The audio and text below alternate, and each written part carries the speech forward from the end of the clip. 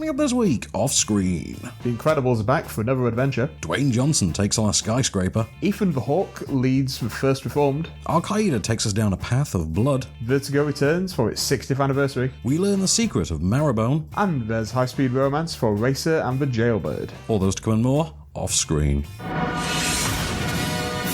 This is Off Screen. Off Screen. Off Screen. Off Screen.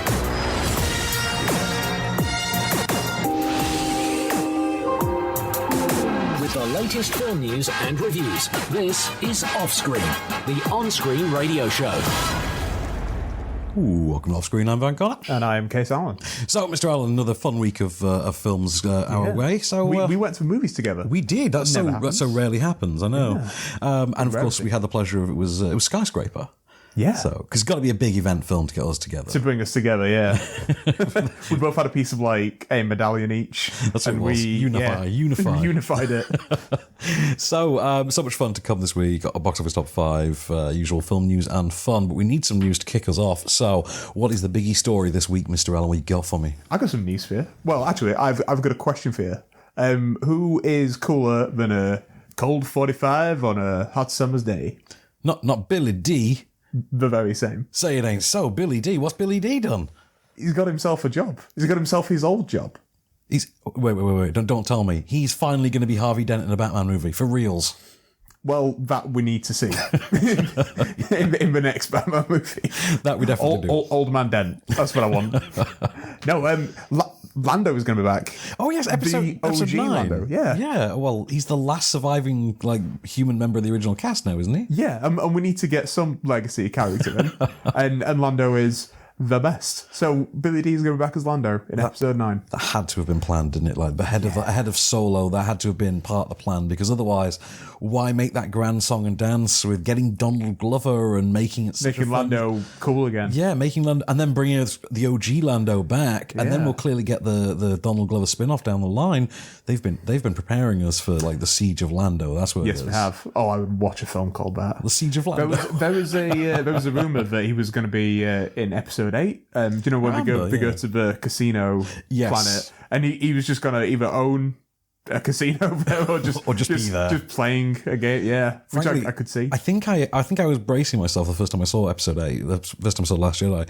I think I was bracing myself during that casino scene for this will be where they drop a surprise cameo, and it never came. I remember I only thought it the first time, but yeah, but he will be back. He will. I can't wait.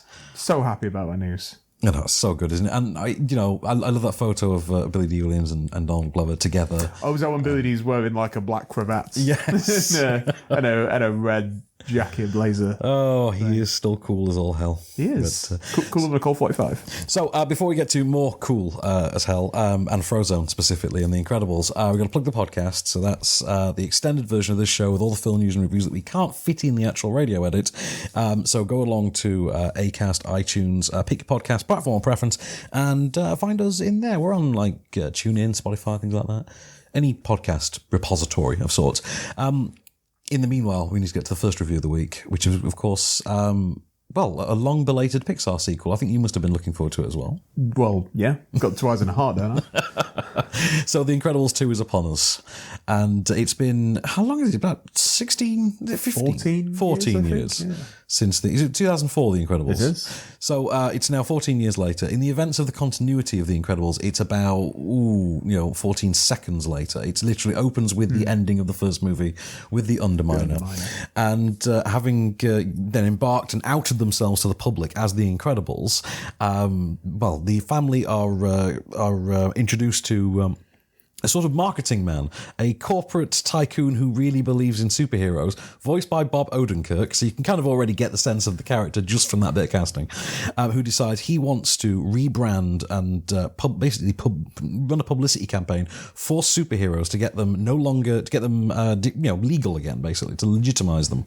And he wants to do this by using Elastigirl, because he thinks from a marketing perspective, that's their best chance. So Elastigirl gets to go and enjoy the limelight for a change, which is a whole whole new experience for her. And meanwhile, you've got Mr. Incredible's forced to be the stay-at-home dad and has to deal with the minutiae of day-to-day things. He has to deal with the teenage daughter's boyfriend troubles. He has to deal with his young son's attention span and homework. He has to deal with a baby as well.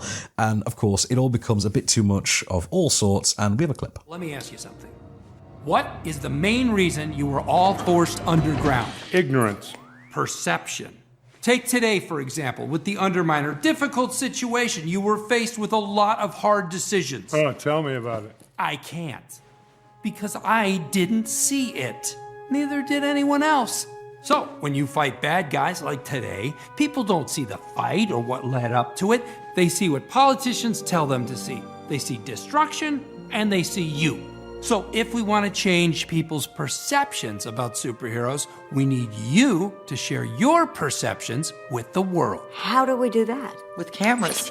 We need you to share your perceptions with the world. How do we do that? So the idea then becomes one about rebranding and brand management and how to handle a fan base and rile that fan base up. So there's some topicality in there in the sense that there was kind of preemptively in the first movie, because Syndrome did turn out to be this weird sort of poster child for the millennial era internet hate-dom kind of community. Fanboys. Yeah, for Star Wars fans. For fandom, yeah. So there was that sort of weird bit of prophecy in that. And this time around, you've got sort of a similar thing with the idea of a fan base being enabled to be riled up and used as a catalyst for change. But in the meanwhile, you've also got a lot more of the domestic humour this time around. And the knock-on effect of that for me is, I mean, when you think of The Incredibles, do you enjoy the sort of the domestic elements of it when it gets to the husband and wife, the depressed father kind of element? Yeah, I guess that's like where a lot of the charm is. That's it for me. And I think this time around, because there's something so much goofier about Mr. Incredible's storyline, it makes those domestic scenes not work on quite as visceral a level. It doesn't work on quite emotive a level. Having said that, you get so much more of the superheroics this time. The Edna Mode cameo is about twice as long and twice as funny, and she cements her place just forevermore. That voice is incredible. It's the voice you always want to impersonate. Yeah, it's Brad Bird. It is. It's a terrific performance as well, and you get to see a lot more of the fun side of that character this time because baby element. But for me on the whole, I thought it was a very fun, very enjoyable sequel. I thought it was bigger, it was punchier. It just didn't have the emotional stuff that the first movie had. And it's not to say that there isn't any, but comparatively, it's like Finding Nemo and Finding Dory. Finding Dory is still a very emotional film, but it won't reduce you to rubble in anywhere near the pace. I know a lot of people that Nemo it does. has. Really? Yeah, and I think the same will be. I mean, I've not seen Incredibles 2, but I feel like the same will be the same for Incredibles 2. Well, I mean, Cars 2 in no way affected me on the same emotional level that Cars did. I'm just going to be honest. No, well, I didn't get that emotional when the truck, but I hate, goes to Italy. I don't care. Cars 3 actually wasn't that bad. Cars 3 wasn't terrible, was it? It was quite fun for what it was. Yeah, it was Rocky in the first one, kind of. Yeah, it worked. Combined. But no, so Incredibles, so much more in the way of the superhero world building, all that stuff. So Frozone, for instance, we actually get to see more of what these characters represent within their larger superhero community, and the idea that, for instance, the Incredibles and Frozone are elder statesmen. They're treated like the same way that like Mick Jagger would be treated, for instance. And it's a nice touch. And it all feels like it takes place in that way that the first movie had that sort of 50s aesthetic going for it. This seems to have pushed it more towards the late 60s, more towards the Lost in Space kind of era. More is it Irwin Allen I'm thinking of? Yeah, I believe Who did so. Lost in Space? Yeah. It wasn't Irwin Allen, was it? I think it might have been. I don't know. That same cool 60s aesthetic. Good for you if you got that reference. That's the first of 2 Irwin Allen references I'll make this week because we've got to talk about Skyscraper later. But so if you like the first one, you'll like this, but you'll like it about 5% less, maybe, on the whole. That's good because I like the first one 105%. That's what I mean. That's you love the first movie. You'll really, really like this. That's how I felt about Finding Dory. So Exactly. I'm not going to be disappointed. No, I'd go with that. So yeah, I would say it is Finding Dory level. With the latest film news and reviews. This is Offscreen, the on-screen radio show. And we're back and still getting used to wearing lav mics, clearly, because we're just so much goofier today. I am so relaxed. I know, it's great to do I'm this on my sofa. We're I'm on coffee in hand. sofas. It's great, isn't it? Yeah. But so we got like 4 films to get through. I want to give each one like 2 minutes so we can give each one equal coverage. We can fit everything in. That sounds fair. I am. Path of Blood. Path of Blood is fascinating. Okay, so it's the most metal title this week. It really is, isn't it? It does sound like it should be a Pantera album. Pantera presents Path of Blood. That would absolutely work. But no, this is on a much more serious note. This turns out that about 10 years ago, the Saudi intelligence service recovered during a raid on Al Qaeda base. They recovered a lot of home footage, basically. Camcorder footage shot by members of the Al Qaeda cell, and now, years later, a documentary filmmaker has taken all of this footage, poured through it all for us, and actually gone and constructed what ultimately amounts to a narrative. So what you get is the first documentary, and this is the claim the film makes, the first documentary shot by Al Qaeda. So that's a hell of a hook, right? Yeah, it really is. It really is. So because it's shot by Al Qaeda, they don't squeam away from showing certain things that an ordinary documentarian, for instance, might wince at. So, for instance, there are prolonged sequences of torture. There are mass executions. There's a massacre, an ultimate massacre that after it's actually taken place, they actually send the younger members of the cell through to document. It's really, really harsh. It comes to us by Jonathan Hacker. It is. It's just a really brutal watch. I mean, it's fascinating. You can't look away, but it's really, really hard. Do you remember that one a couple of years ago, maybe last year, City of Ghosts? Yeah, I remember that, yeah. Nominated for Best Documentary. That was the one, yes. That was really difficult. This is actually somehow more difficult to sit through. Very harsh, very brutal, and just fascinating. Vertigo. Right, I imagine you might have seen Vertigo, Mr. Allen. Once, twice, yeah. So Vertigo has been re-released for its 60th anniversary this year. Yes. And fascinatingly comes out in the same week as Skyscraper. So that is a double bill. That is, isn't it? So could you do it the other way around? Because Skyscraper would give you the Vertigo to then sit through and sympathise in Vertigo. So Vertigo is, of course, the classic Hitchcock film in which I want to say Jimmy Stewart. It is Jimmy Stewart. Correct. Because I now interchange him in my head with Tom Hanks, thanks to you, because you've said Tom Hanks is this generation's he's the new Jimmy Stewart. Yeah, and when you watch Vertigo now, which of course I did because of this re-release, I had that stuck in my head, so thanks for that, Kase. But how right am I? You are absolutely right, yes. So, of course, this is the story of a former police, is he detective, lieutenant, who's undergone detective. He's had a traumatic incident on the job where another officer has died. It's left him with a debilitating sense of vertigo, which then triggers his panic attacks that he has. And he's left the force. He's gone independent. He is hired by an old college friend to basically surveil and protect his fiancée. But of course, this being a Hitchcock film, there's always more to it than that, isn't there? So what then follows is a tale of intrigue and suspense in classic Hitchcockian fashion. So, Mr. Allen, your thoughts on Vertigo? I love Jimmy Stewart. I went through a big Jimmy Stewart phase, I think, when I discovered Vertigo. That we all go through that when we're 12 or 13, or the Jimmy Stewart phase. Yeah, well, obviously it starts with It's Wonderful Life, and then everything else. And when you try to talk like him. It's true. His performance, though, in this film. You see giant rabbits everywhere. And, exactly. Yeah. I think I do think he's great in Vertigo. Wasn't the whole thing for a long, long time that the film wasn't financially successful, and Hitchcock blamed himself for ruining Jimmy Stewart's career? Yeah.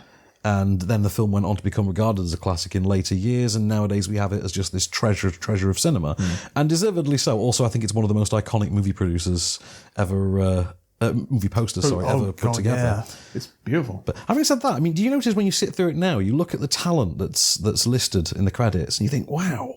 I mean, this has got... everything else we've done. Yeah, Bernard Herrmann and Elmer Bernstein. And, well, the score is incredible. Yeah, I mean, really beautifully put together thriller. And it's still thrilling now. It still works as a really engaging thriller. That poster's been done so many times as well. And that font as well. No, it's... I'm just trying to think like other posters, like Burn After Reading by Coen. Yes, it's pretty exactly, much the same font, isn't it? Yeah, I mentioned that's because of the colour scheme they used as well. I imagine that had to have been intentional as well. But no, I mean, it really holds up. It's 60 years old, and don't get me wrong, it has... The style of it obviously has changed, but this is old Hollywood at its finest. If you've not seen it, I mean, you've had 60 years. Yeah, I mean, absolutely go and see it. If you've never seen it, do treat yourself to seeing it on the big screen too. And if you have seen it, then you probably already love it enough to want to go and check it out. Yeah, you've probably never been higher than a second story building. Racer and the Jailbird. You're going to love this one, Kase. You're going to love this. Is it about a racer and the Jailbird? Right. In a sense, yes, it is. In a sense. In every sense. Right, so the idea here is you basically got... do you remember The Town? The Ben Affleck, yeah, Jeremy Renner, yeah. Right. Imagine I like that film. It's pretty good, isn't it? Yeah. It's pretty good, right? Okay. Imagine if you tried to make a Michael Mannified version of the town, right? But you wanted to make it French. And instead of Ben Affleck, you had Matty Shoes. I'm in. You're in, aren't you? I'm in. That's a solid sell. Okay, so this is directed by Michael Roskam. Don't know his work offhand, I'm not going to lie. It stars Matthias Schoenaerts. Because I keep or Matty Shoes. Or Matty Shoes, yeah. And I'm going to have to... I made several attempts to try and learn this surname. Okay, so she's Adele Exarchopoulos. Exarchopoulos. Okay, Adele Exarchopoulos. Greece, isn't it? Right, this is where it gets better. He plays Gigi, she plays BB. Great. Okay, you're in. Great. You're in, right? How are we spelling that? Right, G-I-G-I and B-I-B-I. Okay? Not double G, double B. No, that's what good. G-I-G-I and B-I-B-I. Okay, so Gigi and BB. Okay, she works for a successful a car merchant type in the sort of Formula One world, and he basically poses with his gang of cronies, his childhood friends, as a pit crew and a car company owner himself, or a car dealer as it was, car importer and exporter. And in reality, he's basically like Ben Affleck in The Town. He's off doing bank robberies and things. Okay, this is the idea. He then forms this star-crossed love with BB. They become an inseparable couple. They are, the greatest couple that could ever be. However, she knows something is not quite legitimate about what he's doing, and you can all sort of guess where this kind of has to go. Okay? But it's Matty Shoes, who's brilliant in this. I mean, when is he not? But so Matty Shoes in there, absolutely brilliant. You've got Adele Exarchopoulos, who I think is tremendous as well. Got something of a sort of Rachel McAdams-y quality to her. Like if this got remade, you could imagine Rachel McAdams doing it. You know, in that... Who was it that did the Love Crime remake a couple of years ago? I don't know. It was Brian De Palma.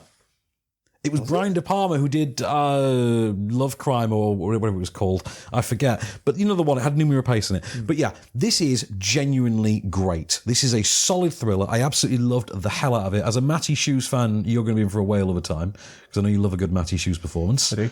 And there you go. Absolutely check it out. That is Racer and the Jailbird, out Friday the 13th. The Secret of Marrowbone. Right, The Secret of Marrowbone, which is the latest sort of chilling haunted house tale for British teens? Tweens, yeah. Tweens, is it? It's got a kid from Stranger Things in it. That's the thing. I looked at the cast list going into this, and I thought to myself, if you were kind of like a 15-year-old girl, this would be like The Avengers or St. Elmo's Fire. Okay? You know what I mean? So often compared together. Yeah, that kind of way. But it's got like Charlie Heaton from Stranger Things. It's got gorgeous George Mackay, as Kermode calls him, Mia Goth, Anya Taylor-Joy. You're like, okay, so basically you've got the full spread of young sort of teen actors who are entertaining us in dramas at this moment in time. And this is the story of a group of children who their mother dies as they have moved into her childhood home, for which during the move they take on her family name of Marrowbone. The eldest son, George Mackay, is 20 years old, and he is told, you must keep my death a secret until you turn 21 and can then legally keep your brothers and sisters. And of course, into this mix comes an estate lawyer who wants to finalise the sale, and if that starts poking around the family's fortunes. And this coincides, wouldn't you know it, with the appearance of their mother as a malevolent ghost in the house. We have a clip. Jack Fairbairn. It's Marrowbone now. We go by my mother's last name. Right. Well, speaking of which, the other heirs have finally signed off, and I need to collect the transfer charges on the estate. I'll come around the house tomorrow. Does your mother have a bank check ready for $200? She's quite unwell. Perhaps it would be best if I took the papers and I have my mother sign them and bring them back to you. I need to certify the signatures. I'll be there tomorrow, noon. So it really wants some of the more artful, dramatic side of, for instance, The Woman in Black, the first Daniel Radcliffe one. The problem is it's never quite gripping enough. And the cast are all kind of likeable, for instance, Charlie Heaton a little bit underused. But, it just never quite comes together for me. The direction seems a little bit overblown for what it actually is. And ultimately, I came away with that feeling of, do you remember, like, Mama? Yes. You wanted, Jessica Chastain. Yeah, you wanted the best from Mama, didn't you? It let you down. It never quite got there. This is like that. It's not malicious about it. It's just not quite there. And I was a little disappointed in that. But, it's got a good cast that you can enjoy for like an hour 40. I mean, in some creepy settings that are basically competently shot, but, directorially a little bit overblown. But, I suppose if you are that 15-year-old girl, then you'll probably get out of it what you put in. With the latest film news and reviews, this is Offscreen, the on-screen radio show. And we're back, Mr. Allen. How are you? Yeah. Okay. Do you feel spiritually well at this moment in time? Do you feel centered within your place religiously in the universe? What does religiously mean? Well, theologically in the universe, but I ask because we're going to get spiritual. With Ethan Hawke. With Ethan Hawke. In an A24 film. It is, isn't it? It's an A24 film, which actually I didn't know until you just pointed it out to me, so thank you for that, because it now actually explains an awful lot about what I think about this film. Why is it all blue? Because it's A24. Why is everyone using this Shyamalan framing? It's so weird. But, okay, so First Reformed, which is the latest film from Paul Schrader. Yeah.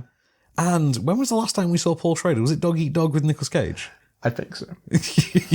You said that with such choking pride. Yeah. So Dog Eat Dog with Nicolas Cage and Willem Dafoe, I believe it was. So he's back, and he could not have picked a more different film to return with.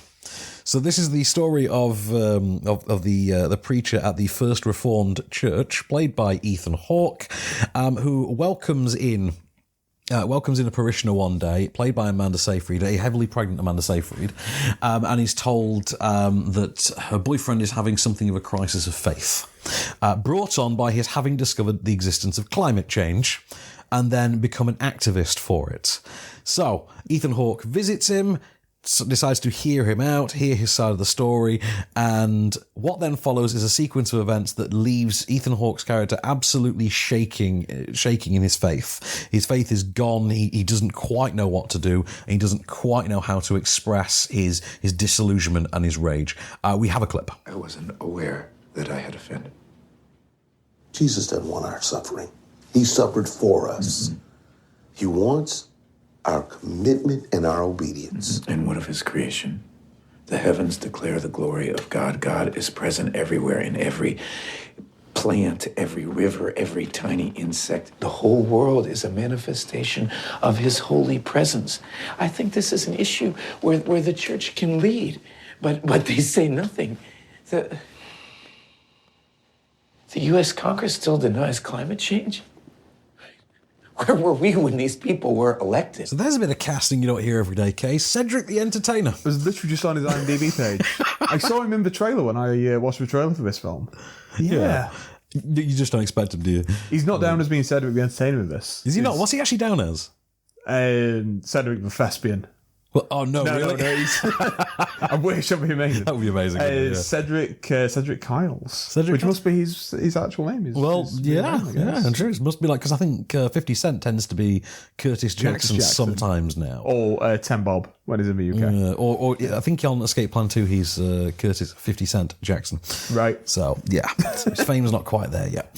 So, right, so this was really fascinating. I didn't expect to get an awful lot out of this. The poster leaves you with the sense that, is it a horror movie? You go into it and you think, okay, it's actually more of a drama. What it is then is an existential horror film, in a sense. It is a drama, but it has this sense of absolute existential horror. That chilling, and the fact, like you've told me that it's an A24 film, it absolutely makes sense because it's that sense of dread, isn't it? Like Hereditary. Yeah. And it follows. They love that the films with that sense of looming dread throughout, and this is very much one of those. Where it goes is really fascinating. You wouldn't quite expect it. Having said that, this is not a crowd pleaser. I think it's too slow burning, too laboured a character drama, a little too beneath the surface a character drama to really satisfy a popcorn crowd. But for you or I, it's a Sunday afternoon. So, Standard. Yeah. When we sit and watch Synecdoche in New York and films like that. Whilst having my roast dinner on a Sunday. Exactly. So shall we do the top 5 for the week then? I think we better add. Number 5. Tag. Which is fun, isn't it? Yeah, I don't know. I'll watch it when it's on Netflix again, probably one day in the future. Yeah, absolutely. I think you and I did have that little chat about can they really joke about that in a movie?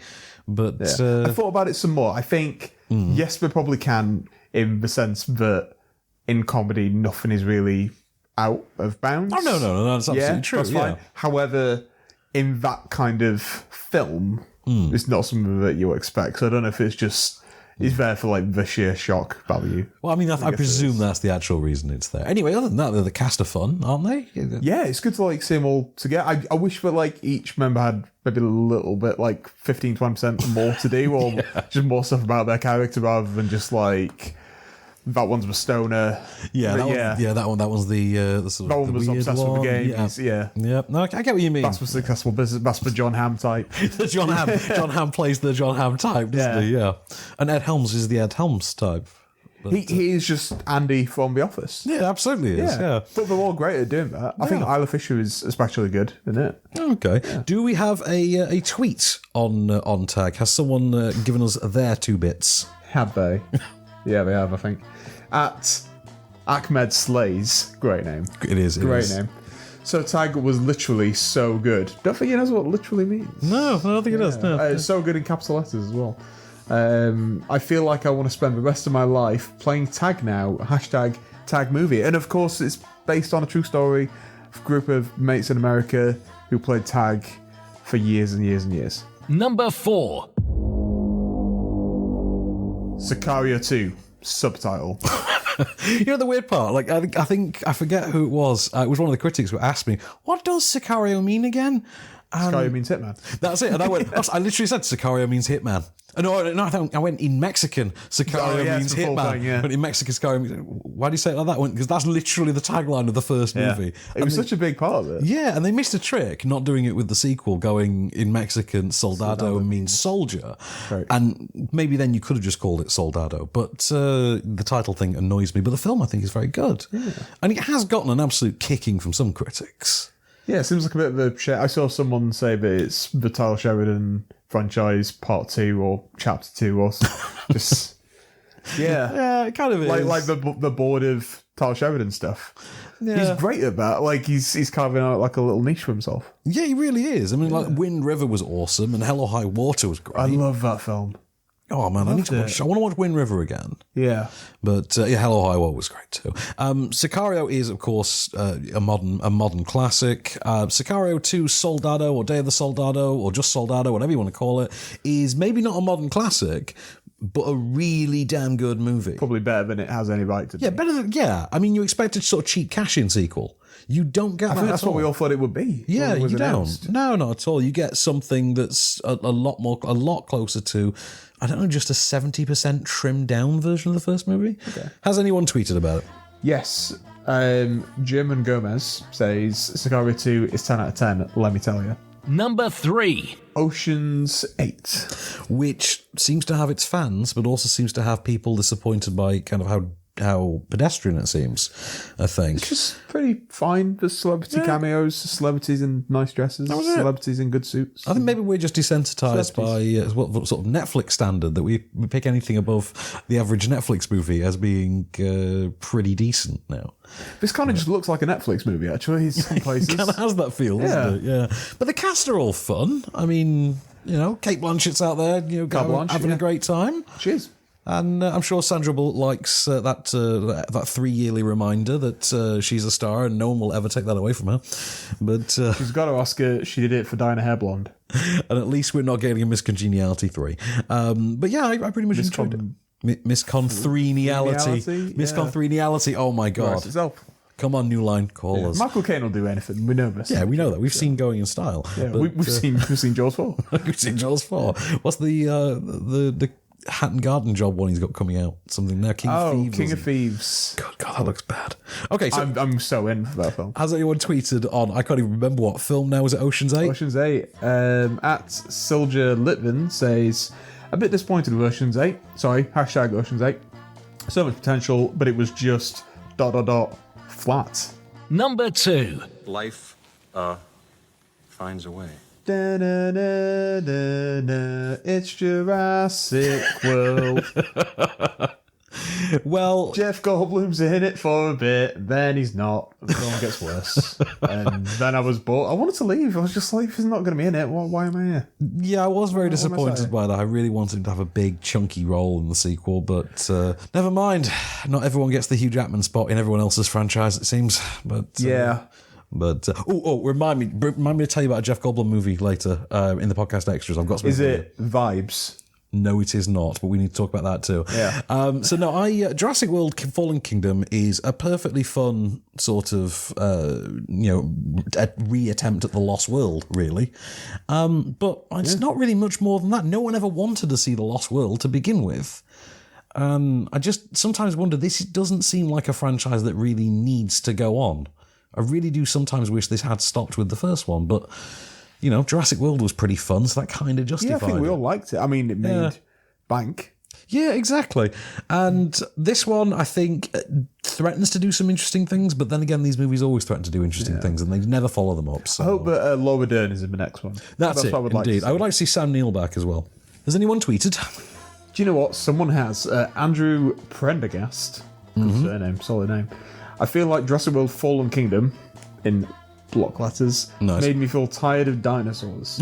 I think if we genetically recreated dinosaurs in the real world, I probably wouldn't care anymore, and that sucks. Is that not literally the point of Jurassic World? Yes, it is. Fair play. Number 1. The first Purge, or pre-Purge. Semi-Purge. Exactly what you expect of a Purge sequel at this point. I mean, this franchise has kind of established itself really kind of as this sort of, urban action horror franchise, I would say. And this is the most overtly political one yet. I mean, there's a very pointed dig at Trump by a very specific nickname at one point, but... It's fascinating just how much this franchise has become in reality the cinematic version of what it's depicting. So if you want that fix every 18 months, 2 years of just carnage and bloodshed for, next to no narrative reason other than just an A to B plot, then come and purge yourself by literally watching a movie about the purge. And I'm absolutely cool with that because I think it's great that we have that. I think you've pointed out before, in the same way that we need things like the Final Destination franchise. Yeah, it kind of fills that Final Destination void, which we need back. We do. I like Saw for the same reason, although I'm aware that's a lot darker and takes itself a bit more seriously. But like we were saying, how much fun it was to have a Saw film back last year when Jigsaw was out. Yeah, exactly. Yeah, it's just so nice to have these kind of dependable franchise, and I think the Purge is becoming a good one. That. Yeah, I think so. I mean, I look forward to the second Purge. Or is that just where we're going to go now, or I don't know. We've got the TV series to come though this summer. But I still wanted to make films. I feel like the films are always going to be better. No, apparently the series is taking place around the events of the first Purge, apparently. This is something I heard. So it's going to flesh out that movie. They're doing what Marvel never did. Yeah, imagine if that worked out and they actually out-Marveled the MCU. Yeah. So has anyone tweeted on the first Purge? They have indeed. At J_Mobley says, I know the white folks. That's us. That's us. Yeah, that's me. That's more. half of me. Half of me. I know the white folks weren't expecting that one, and then it's like a sideways, crying, laughing face. Hashtag the first purge. Well, phew. With the latest film news and reviews, this is Offscreen, the on-screen radio show. And we're back for one last ride, Mr. Allen. So, have we got a piece of film news to cap off the week? Do you know this Joaquin Phoenix fella? Joaquin, yeah. Joaquin. For years I thought that was how you pronounced it. Some people say it's the correct pronunciation. I'm familiar with him. I'm familiar with his work, yes. Yeah, in February he was in talks to be the Joker in a film called The Joker. Oh, good God. Yeah. Did anyone ask for this? What was I saying? Todd Phillips asked for it. Remember Todd Phillips? He's our acclaimed gritty drama filmmaker that brought us The Hangover. And Old School and War Dogs. Yeah. Yeah. I mean, actually, I quite like War Dogs. Yeah, War Dogs is alright, actually. Yeah, War Dogs is fun. Yeah. For all its Miles Teller in. And yeah. Despite having Miles Teller in, it's pretty okay. All of that stuff. That film has been greenlit and Joaquin Phoenix has signed on officially. Good Lord. Isn't Martin Scorsese producing it as well? Weirdly, they've not clarified that. Have they not? Yeah. Because that was the at rumour, one point it he was going to be, I think, an exec producer on it. Yeah, I remember that being a thing at one stage because it was just this weird marriage of... He's certainly going to have a $55 million budget. Huh. Which is kind of what the first Deadpool had. Yeah, so in other words, they might actually have to work on telling a story for a change rather than, imagine that. And also, Joaquin Phoenix, great actor, but then again, so's Jared Leto. And I think we all remember how Suicide Squad turned out, but... I don't think we're going to tattoo Joaquin Phoenix's face or anything. Would be hilarious if they tried. Yeah. Okay, so I got this news on Twitter, and it was, I forget who it was, that said, from now on, we're going to call him Woker. Woker. Nice. So I think from now on, if it's called Joker or The Joker, I think our title for it forevermore should be The Woker. The Woker. The Woker. I think that's it. So with a soft J. Seconded. So excellent. Okay, we're good. So on which note, let us turn to something big and fiery for our finale. Let's talk about Skyscraper, which you and I had the pleasure of seeing this morning. We just left the cinema a couple of hours ago. We did. And this is the latest film from Rawson Marshall Thurber, who brought us Central Intelligence. Brought us Dodgeball. And Dodgeball, of course. And he was one of the names banded around to replace Edgar Wright on Ant-Man, if you remember, as well. For a while. He was one of the... I think he's been doing the rounds about it recently. He's been talking about maybe being on a Marvel film. I can understand why, because he has that sensibility. Very light and colourful, mainstream, A-grade filmmaker. Dependable workmanlike, but actually sort of really engaging workmanlike, I would say. Nothing particularly too amazing, but also does seem to recognise a good script, particularly with action comedy, as Central Intelligence proves. And that reteams him here with Dwayne "The Rock" Johnson. Do we still need to keep calling him The Rock, or should we just... the Dwayne Johnson. Exactly. Yeah.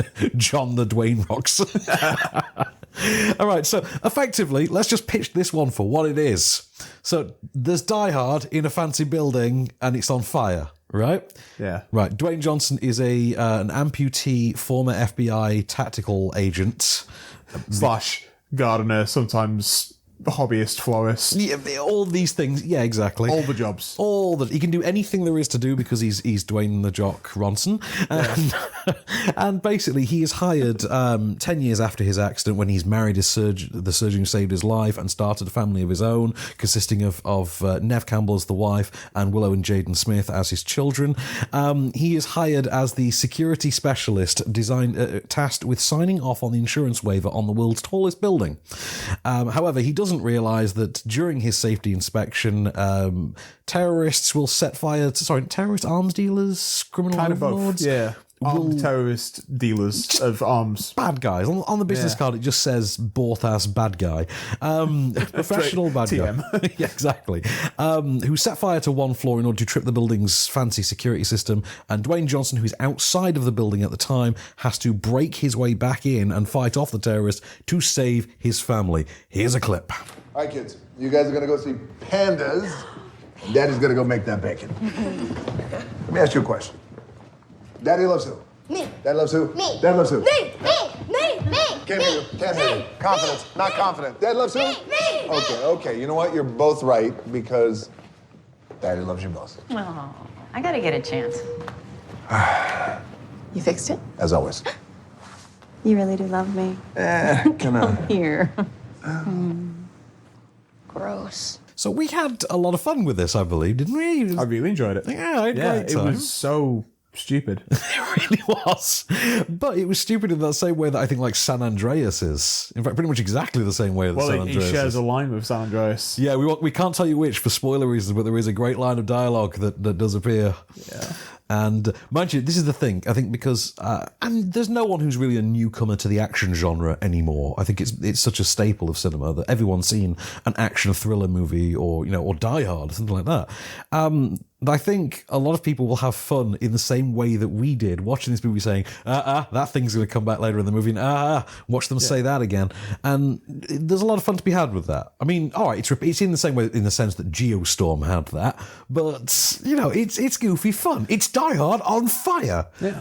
It's not quite as ambitious, I would say, as Die Hard, or as complex, but, I wouldn't even say that Die Hard is ambitious, it sets the archetypes, doesn't it? I think so. Well, maybe it's just confident. It's not as confident as Die Hard, I would say. It's pretty confident, but it's still not Die Hard confident.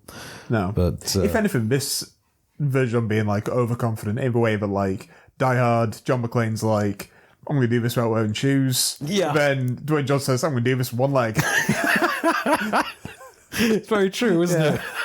Are you doing it barefoot? I'm doing it bare ankled? Bare legged. I don't know. Bare shinned. Bare shinned. Yeah. There's some goofy stuff in there. There's some really over the top stuff. I mean, Dwayne "The Rock" Johnson absolutely sells it. He's great fun in the lead, as he always is. I'd argue this is the film that sees him really lacking someone to play off of consistently in the way that we sort of enjoy seeing him do. But it's not too much to the detriment. He has really good chemistry with Neve Campbell, but obviously they're separated for a lot of the film. Yeah, exactly. Yeah. That's kind of an issue, because half the fun of The Rock is seeing other people react to The Rock. And, this is a Die Hard thing. So everyone he meets, he's pretty much going to punch in the back of the head. Yeah. And he doesn't have an owl. No, he doesn't. He doesn't have an owl. He doesn't have an Argyle. He doesn't have an Argyle. Yeah. Man. He's missing the two A's. You need the two A's. If you want to be a knockoff Die Hard, that's what you need. Those are two of the A's in the term AAA. But when we talk about AAA blockbuster, don't skip two of the A's. There's Alan Argyle. I know that Reginald Val Johnson, I mean, he's not going to be hard to get, is he? No, Brooklyn Nine-Nine got him recently, didn't they? Did they really? Is he in Brooklyn Nine-Nine. That makes me so happy, actually. Because Jake loves Die Hard so much. Exactly, yeah. That's great. Hey, Jake from Brooklyn Nine-Nine would love this movie, to be fair. Yeah. I think he would enjoy the hell out of this movie. I enjoyed the hell out of it. Neve Campbell, as you point out as well. She has stuff to do. She genuinely does. This ain't Holly Gennaro. This is a genuine female character. Yeah. This is an actual character with agency and purpose, and not just the sexy lamp for a change. Did you notice in Die Hard, there was a bit of a gaffe about her name? Really? Obviously, her name is Holly Gennaro. Yes. There is a bit on the second time, when we type it into the computer to try and find her and stuff. Yes. We type it Jamero. I never noticed that. Yeah. I never knew that. I've watched that movie a billion times. I've never noticed that. We see it for your billion and first time this Christmas. So I will, yeah. Have a look there. But so I wouldn't say this is going to be an enduring classic in the way that Die Hard is, but I would say it's, especially the image of him leaping off Jock Dwainson or whatever he is, running off the crane and jumping into the building. I'd argue that's going to be one of the more iconic cinematic images of the year. I would say, in a blockbuster sense. That's certainly going to represent this summer.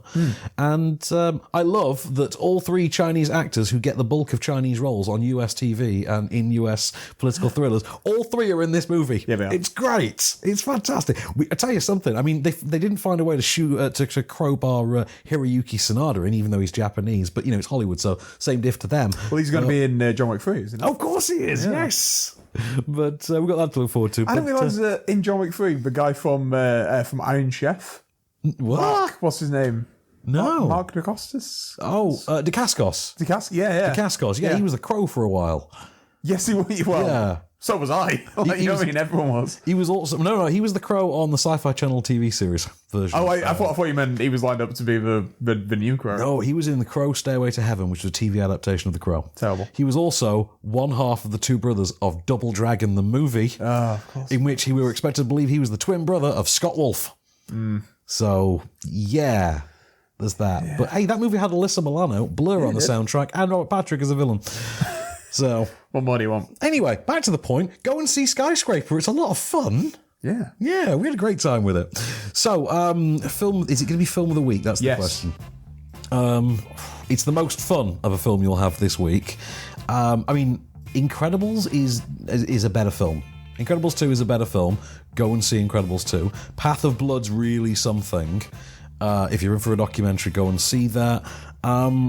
First Reformed, if you want the latest A24, you just pointed out, but also something that will really take you to a place you didn't expect. Go and see that. And of course, for the popcorn crowd on Saturday night, when it's date night, go Skyscraper, man. But I had fun with it anyway. So did I. Yeah, so did I. So, and also there's more Dwayne Johnson lines for us to repeat forever now.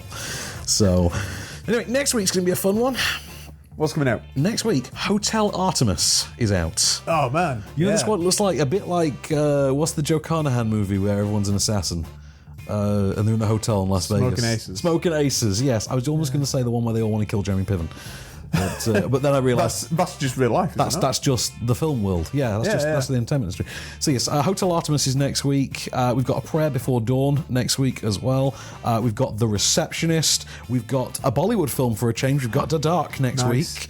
We've got Spitfire next week, and we've got the documentary Generation Wealth, which I'm looking forward to next week because that just sounds full of intrigue, doesn't it? Yeah. So it's a bit of a weird week. Yeah. It's almost like there should be a Marvel film around. It's almost around like, here. isn't it? But so we've got all those to come and more next week off screen. In the meanwhile, this has been Candy Stoppage for On Screen. I've been Van Connor. I've been Kase. And we'll be back. Just show me the way to get out of here, and I'll be on my way. You've been listening to Off Screen. For more news and reviews, visit onscreenfilm.com.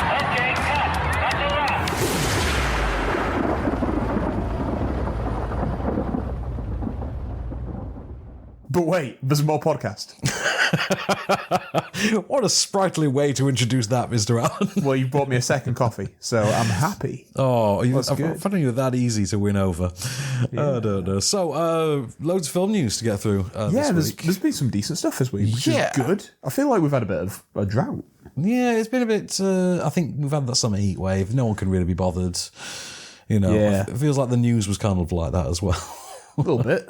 The news kind of lulled whilst the heat was going on. Now we're starting to get some cool breeze again. It's Did you know we're going to get another RoboCop? Is it another reboot or another reboot qual or another remake? I think it's a reboot qual. Is it a Oh, hang on. Yes, I think it is.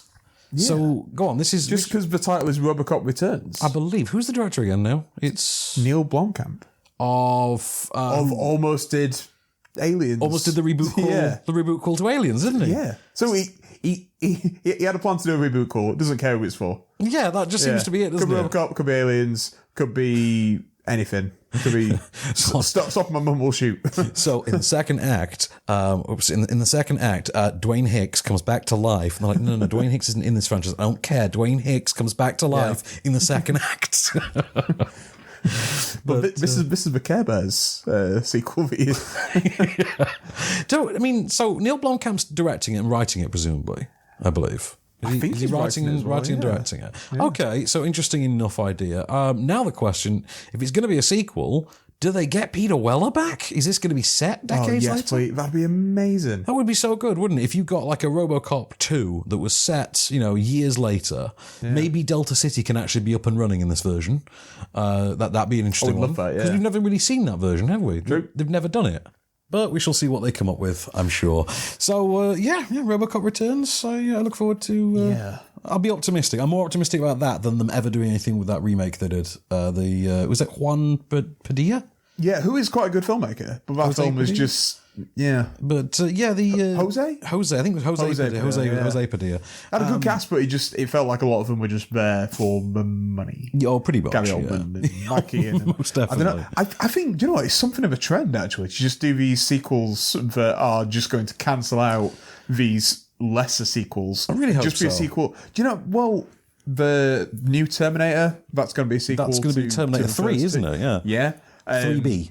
Halloween is cancelling out a bunch of Halloween films. That's 2B, isn't it? Yeah. Predator is not...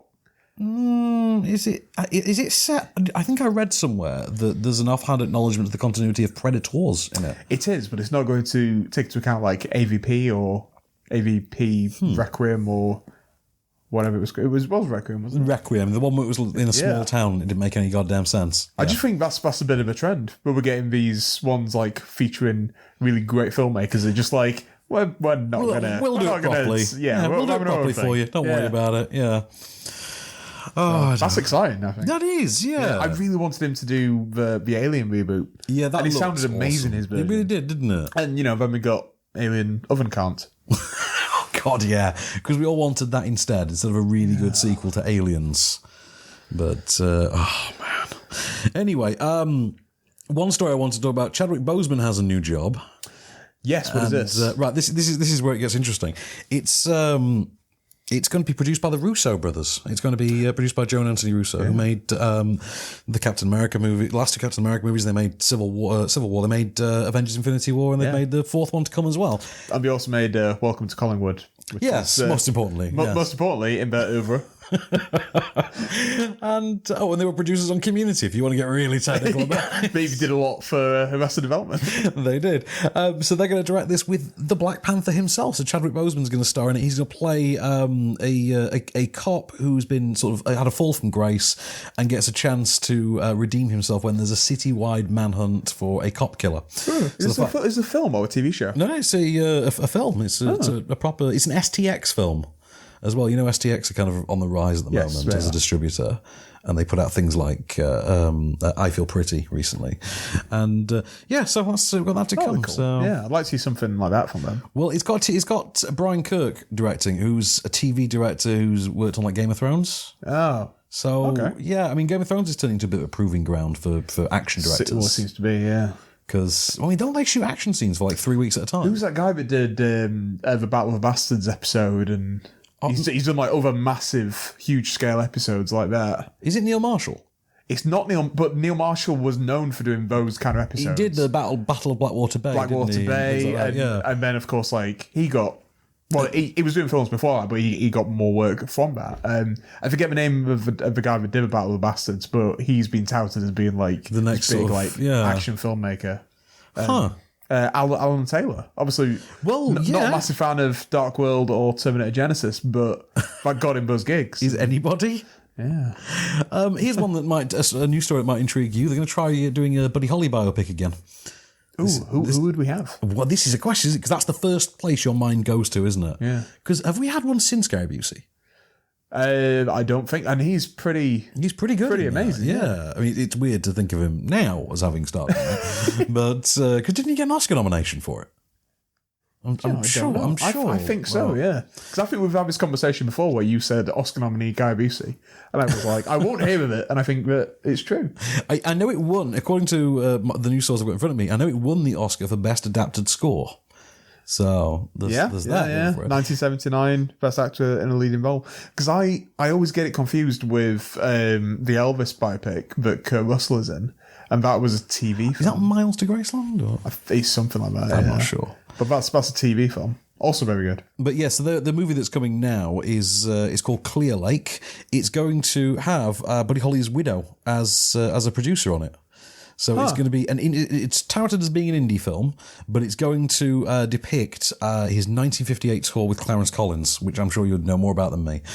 But so there you go. That's their time on the road in 1958. So excellent. We shall see what comes of that. Apparently, it will be timed to coincide with the 60th anniversary of Buddy Holly's death. So the plane crash. But I feel like there's never been a film about the Big Bopper. So because of that, I feel like I don't know that much. Because there's been stuff about obviously Richard Valance and never anything about the Big Bopper. You're right. Yeah. That's so weird because you would think Bopper starring Paul Giamatti, or in his prime John Goodman. Yeah, kind of. Yeah, like 35 years ago. So here's one. Have you seen that ridiculous image of Shazam that's been put out? I kind of like it. Do you kind of like it? I kind of like it. A lot. I'm just like, I don't think you get the tone of your own universe at all. That's the thing. If it was not connected at all, even if it was like what this Woker movie is going to be, where it's a DC film but not in the DCEU, great. But this is apparently DCEU, isn't it? You want to make Ferris Bueller's Superhero Day Off? Go do it. Go, yeah, totally. But it's the ridiculous fake padded muscles. You're just like, oh man, how are we going to take that seriously? It's just... at least Michael Keaton had molded rubber. That's it, yeah. But we are also to think that he is a child. And so if a child was going to have a costume, it would be something stupid. I suppose you could make the argument. But anyway, it's got a villain now. And I love this news. Is he the villain? Is it? He's the wizard.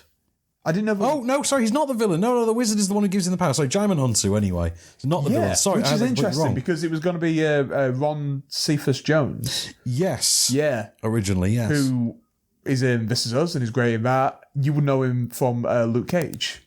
I forget the name of it's the guy with the glasses and the cool hat. Yes, he's like his older mentor guy. I know who you mean. Yeah, but if it was a scheduling conflict, not Pops. It's but the guy that worked with Pops. The guy that worked with Pops, who still kind of still hangs out there. Yeah, he's just like the older friend. He was going to be the wizard, but there was a scheduling conflict.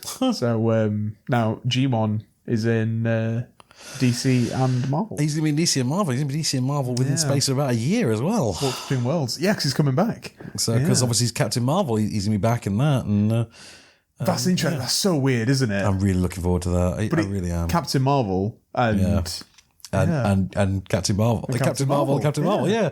It's so weird, isn't it? They're going to share a Gmon. So here's what just baffled me. Also because I thought this was an actual brand that existed and it was being adapted, and I can't seem to find a record of it. So STX, who we just mentioned a few minutes ago, they are putting out an animated feature called Ugly Dolls. One word. Now, I actually thought, hang on, that's an actual line of kids' dolls, isn't it? But it doesn't seem to mention that in this article. Apparently, Kelly Clarkson is going to voice one of them. Okay. So she's going to play a character called Moxie, who they confront what it means to be different, presumably in relation to the fact that they are referred to as ugly dolls. But, so that's to come. So it opens next year. And Clarkson's going to be performing original songs with Pitbull. Oh, you've lost me. You've lost me. Because you have to remove all class from the equation. You just got to. You remember Pure Flix? Remember them? They're that Christian label. God's Not Dead. Yeah. Yes. Yeah, remember they've got that preacher guy who's actually the co-founder of the company who will retweet and reshare any coverage no matter how bad. Didn't he do that for you? And he did that for me after I literally ran a byline saying one of the worst films you will see on a cinema screen in 2016, I think it was. And he was like, ooh, on a cinema screen. Ooh, coverage. That's a glowing endorsement. But so they are they're moving ahead. They're making a movie about the the boys in the cave in Thailand. That's not going to be the title, is it? Well, no, but I'm not sure what they're going to call it. But yeah, they're going to be making a movie about it, presumably to try and crowbar in some kind of religious element. Maybe God saved them from the cave. By the way, did you see that meme I sent you about that? That was yes, I did. Yeah, the end of the Simpsons monorail episode, but with Elon Musk. Yeah. My work here is done. You didn't do anything, didn't I? Because he had so many ideas, didn't he? See, that's the thing. I've never quite gotten about Elon. I know this is unrelated to film entirely, although there's a prime opportunity for a film franchise in this. With Elon Musk, you sit there and think, you don't actually need to work again, ever. So why not just do like a sort of real world equivalent of the Tony Stark thing, but instead of like fighting evil, you simply just show up at disaster zones like you're a member of Team Scorpion. Sort it out. Yeah, you just turn up and tech it out. I mean, I would love that. Absolutely. If I were a billionaire, that is what I would do. That is the most fun thing I can think of in the universe. To simply show up and tech things out. That'd be awesome. But anyway, so Skyscraper, that was fun. We had good times. Do you think we'll get a second Skyscraper? Skyscraper 2, Mezzanine. Oh, that's happening. Yeah. This time it's we get Seagal as a rogue chef. Yeah, this time it's in Moscow. But, well, of course, because Seagal, and also to keep up with the trends. Yeah. Do you know? Weirdly, I'm just reading about Trump right now. Oh, yeah, what are you reading about Trump? He's just landed in the UK because we sent him a gold envelope. Sent him an invitation. Presumably, yes. Yeah, presumably. Yeah, and he's over here now, despite protests. Okay, well, at least we've got the inflatable baby Trump thing going ahead. Yeah. Just consider that. So apparently we've got plans for Marvel movies going through 2024. That's good. We'll be dead by then. Yeah, probably. Yeah. But at least we'll know that, Guardians 3 and Black Panther 2 are in production. That's just nice to know. Presumably they'll be long out before then. Probably. Yeah, so it's always nice to kind of speculate about what it's going to be and say, he's going to be Namor. Yeah, I mean, there's certain ones that are coming. Like, Black Panther 2 is coming, Spider-Man 2 and 3 obviously are coming. Yeah. We can get Guardians 3. We can get, Doctor Strange 2 will come eventually. There'll be an Ant-Man 3. Yeah, we're getting those sequels. It's been new heroes that everyone's... Yeah, that's it. So, Eternals seems to be all but kind of confirmed because it's their version of New Gods, and DC are apparently doing New Gods. Well, yes, apparently with Ava DuVernay. Yeah. To which you just think nobody involved saw Wrinkle in Time. Yeah. Clearly nobody saw that. But with the lettuce lady. And travelling through space by the power of love. But, I'll tell you what was weird, actually, was you and I watching the trailer for Mortal Engines. Yeah. I would be fine with that film if it didn't have Robert Sheehan in it. He just kind of really sucks, puts me off doesn't he? something. Yeah, unless that film is Geostorm, in which case I'm all in. Oh yeah, totally. Yeah. But by the way, so Geostorm, I watched it the other week on Now TV because it's I saw what it was on. It's been added to their roster now, and it was the first time I'd seen it since you pointed out to me that one of the engineers is the dude from the remake of Overboard. He is Hernandez. Yeah, he is Hernandez. That son of a bitch. You son of a bitch. Yeah, and it absolutely took me out of it. I'm not going to lie, because I was forced to relive how bad Overboard was. I'm going to launch in with some great news. Okay. Do you know JB Smoove from Curb Enthusiasm? Do I? What was his name in Curb Enthusiasm? Leon Black. Leon Black, yes, I love him. Yeah. He's so good. Go on, what's he doing? Lively long balls. You're a long ball lady. I love him. He has been cast in Spider-Man Far From Home. Oh, it's Homecoming 2. Yeah. Oh, the re-homecoming? The home returning? Yeah. two homies. But Spider-Man homies. That's interesting, because I wouldn't say that Donald Glover was particularly wasted in Homecoming. So maybe if it's a small role like that, for instance, where it's something that's surprisingly pivotal to the plot. Yeah, maybe. Yeah. I'd imagine something like that. And actually, you look at, for instance, where Hannibal Buress fits into that in terms of like Cable Comics that they've shoehorned into small roles, and Martin Starr as well. Yeah, which is pretty great. Yeah, like and stuff. Yeah, it's good that they do that. They have those small roles, but of course, with it being Spider-Man, you know that those roles will be returned to. We're returning, yeah. So I wonder if Donald Glover will return in some minor capacity in possibly, because like that character becomes the Prowler. Yes, he does. Yeah. So interesting. But we'll see. I don't know who he would be. It's just I feel like it is going to be something of a lead role because we've said that it's going to be a lead character. It's interesting, isn't it? JB Smoove. What if could he be J. Jonah? Oh God, that would be amazing. Could we have a black J. Jonah? That would be interesting casting. That really would. Yeah. If because it's so good, different actually. enough. Yeah. Because you can't just have someone that's going to do a version of J. Jonah like J.K. because it's. But that was perfect. It's the best. It's perfect, isn't it? You need to reinterpret. You cannot do J. Jonah Jameson faithfully. Again, that's it. Yeah, we are done. Yeah. And that's before the man was winning Oscars. He perfected Jameson before he was winning Oscars. So, different it is days. Just the best. It really is. Yeah. Have you heard about this new Julianne Moore role? She's going to join Amy Adams in a thriller. In what? In Woman in the Window. Have they been in something together? I don't know. Have they Julianne Moore and I don't know. I don't think they have. I feel like they should. That's kind of surprising. Yeah, same. But so the Woman in the Window is going to be Joe Wright's next film.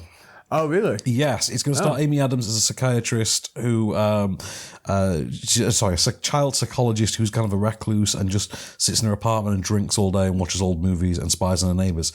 So far, so Hitchcock, right? Just going to say. Yeah. And then apparently a family moving across the street.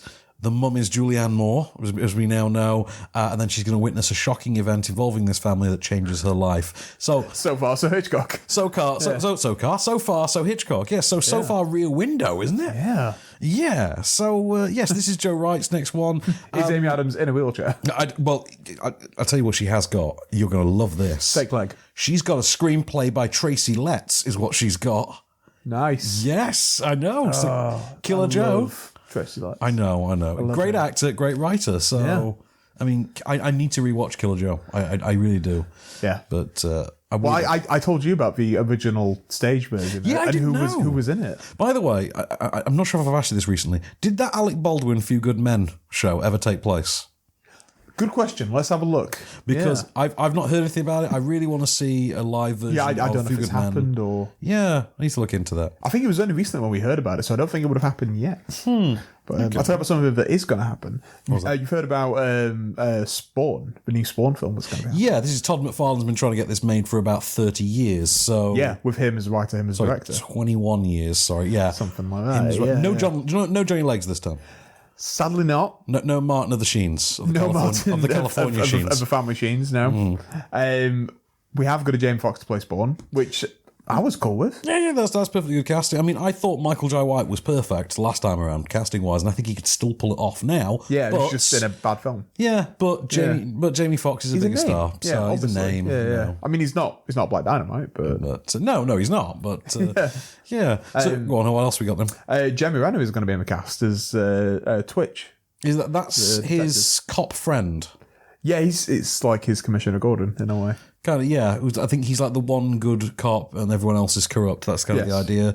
Yeah. Okay, I can see that working. We can definitely get him some round glasses. Will he have the leather biker jacket and some sort of check shirt underneath? I really hope so. Okay, good. Because that's pivotal for a Jeremy Renner performance. Yes, that's what we need, the kind of slick back hair.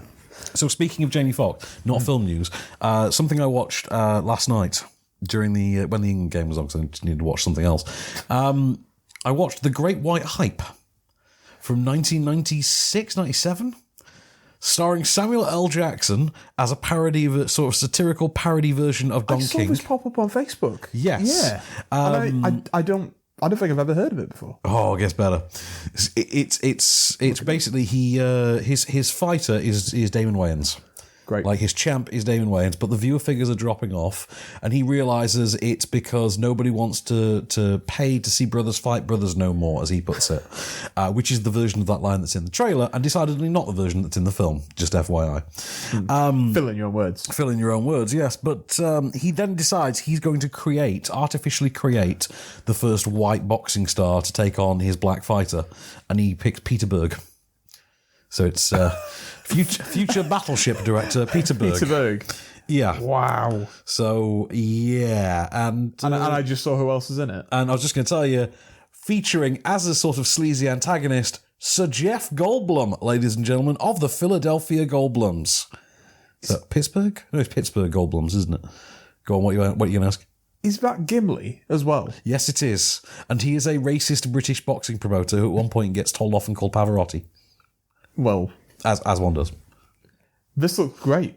Yep, I need to see this. You absolutely must watch it. It's absolutely worth watching. It's goofy. It's got Michael Jace in it before he was sent to prison, and this is a crazy cast as well. It really is a bonkers cast. Yes, John Lovitz, Cheech Marin. Yes, John Lovitz is in there, and it was Susan Gibney, I believe, appeared in a small role as well, and.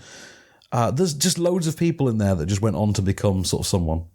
But anyway, worth checking out. I hadn't seen it in many years. I thought I'd share it with you because of your connection to Jeff Goldblum. Absolutely. And I mentioned a Goldblum film to you earlier. Yes, Vibes, I believe. Vibes. Yes. Let me just show you the poster. It's Jeff Goldblum and Cyndi Lauper. Oh, I have seen that one. Yes. Yeah. Thank you. Yes, that's what it was called. Thank you. I watched that many, many years ago in the VHS era. And I think it was around the same time as I discovered Bruce Willis and Kim Cattrall. Bruce Willis and Kim Basinger in Blind Date. You know those really naff late 80s rom-coms? You know the kind. Andrew McCarthy was in a bunch. There's one with Marissa Tomei and Robert Downey Jr. Hey, what is that called? What is that called? First of all, I don't remember the title. But second of all, whatever that title was, it was automatically a classic because it had Aunt May and Tony Stark in a rom-com together. Yeah. Okay, that's something we should respect. It was like soap dish era. What is it? Man, I can't remember. Marissa Tomei. This is great podcasting. Yeah, we are podcasting the hell out of this. Robert Downey Jr. movies. While you look that up, then I'll just tell you one last piece of film news. Only You. Only You. Thank you. That was it. Yes. And there's that RDJ movie where He's got like Guardian Angels. What you like it as well? What is it? And it's got Charles Grodin. Charles Grodin. When he's a kid, Angels in the Outhouse? No, not the one. When he's a kid, he's got Guardian Angels. No. Yeah, and be like come back when he's like a fully grown man, and he has to like help them like achieve dreams and stuff. I honestly can't remember what this is. It's a great film. Okay, well, I'm sure it'll come back to me. Tell me a thing whilst I look it up. Okay, so you know Ben Rhodes. Do you remember the name Ben Rhodes? I don't. He was the national security chief under Obama. If you saw the documentary The Final Year, which I think came out earlier this year, very good documentary about the last year in the Obama presidency. There's a lot of Ben Rhodes in there. His biography, his memoir, is being turned into a film now. And it is going to follow all 8 years of Obama's presidency from the perspective of this national security, and also how he balances his home life with the difficult challenge of maintaining security for the planet. Big job. Big job. You know, the kind of job you can just fire people from willy-nilly. But, apparently so. What was that one? Heart and Souls. Heart and Souls, yes, that's the one. Yeah. Oh my God. How did I forget that? It's a good film. You were telling me, and I'm for some reason envisioning, what the hell was the Albert Brooks one in the Afterlife with Meryl Streep? Oh my God. Defending Your Life. Yes. Yes, I love that movie. I mean, I feel like I shouldn't, but I love that movie. He's got so many great films where he was the director. Yeah, he really did, didn't he? But I saw that just on cable one night when I was a kid, and not knowing anything about it, just kind of got sucked in. Loved it. You know, Cassie watched broadcast news for the first time last year. Because it's on Now TV? Yes. Yeah. Okay, there you go. That film. Yeah, I know. And then she kind of like turned and she was like, so that kind of explains it, looking at me. Looking at Albert Brooks. Looking at young William Hurt. Yep. Yeah. But I like broadcast news. I need to watch that again. But so anyway, the news of the Ben Rhodes biography, that's called, by the way, The World as It Is. So not a telling title at all. So we've got that to come. That's being developed at the moment. So, yeah, that's kind of it for this week. That's kind of everything, isn't it? Yeah, we've covered a lot of ground. We have covered a lot of ground. Hang on, I've got one last list of little news bits to skip through. Comic-Con is screening an uncut version of Daredevil 2 this year, apparently. Okay. Which is called the Super Duper cut, apparently. Deadpool. You said Daredevil. Oh, sorry, Deadpool. I always do that, don't I? Yeah. Sorry. I've done that before, actually. But, that was it. That was the bit I was saving for you. Bobby Cannavale's new job. What is it? He is going to play the love interest in Melissa McCarthy's new comedy. Get him, I know. Nice. It's called Super Intelligence. It's going to be directed by Ben Falcone. Try and be shocked. I know. They never work together. It's starting filming this month. It's going to be out next Christmas, so Christmas 19. Excellent. It's going to star Melissa McCarthy as a corporate executive whose unfulfilled life is taken over when she's chosen as the guinea pig for a new experimental artificial intelligence program that observes a person and interferes in their life. And that's going to be voiced by James Corden. I'm out. Yep. That's up. But think about it. How annoying would it be to have James Corden's voice follow you everywhere and tell you what to do? That's a good point. Yeah. So you can see the recipe for comedy kind of right there, really. I can, yeah. But, I mean, that's a step above Russell Brand for me. Have you seen the trailer for that Sorry to Bother You film? Yes, I have, and I love it. I can't wait. Is that Lakeith? Is that Lakeith? Lakeith Stanfield, yeah. Lakeith Stanfield? Boots Riley is the director. Yes, Boots Riley. Big retweeter. Yes, he is. Yes, yeah. He's told to use his white voice, and the white voice is David Cross. I kind of love that as well. There's David Cross. That's the definition of the white voice. Yeah. I am so excited for that film. Yeah, me too. I think that's got some. Potential going for it. But right, so that brings us to a close for this week then. Yeah. So right, well, I mean, that's nothing left to do, but this has been the most comfortable podcast we've ever done. It is, isn't it? We've been so relaxed. Yeah. In which case, we'll leave you with some more relaxation and self-awareness. Here it is, your moment of Cage. I will say that maybe the reason why these YouTube mashups of me freaking out became so popular is because in every man and in every woman there's the potential to be a Joe, or the potential to be the vampires kissing Peter Lowe and do the alphabet screaming your psychiatrist's face. I think people can understand that, and there's an id release there and they're getting off on it vicariously, so I'm going to take it as a compliment.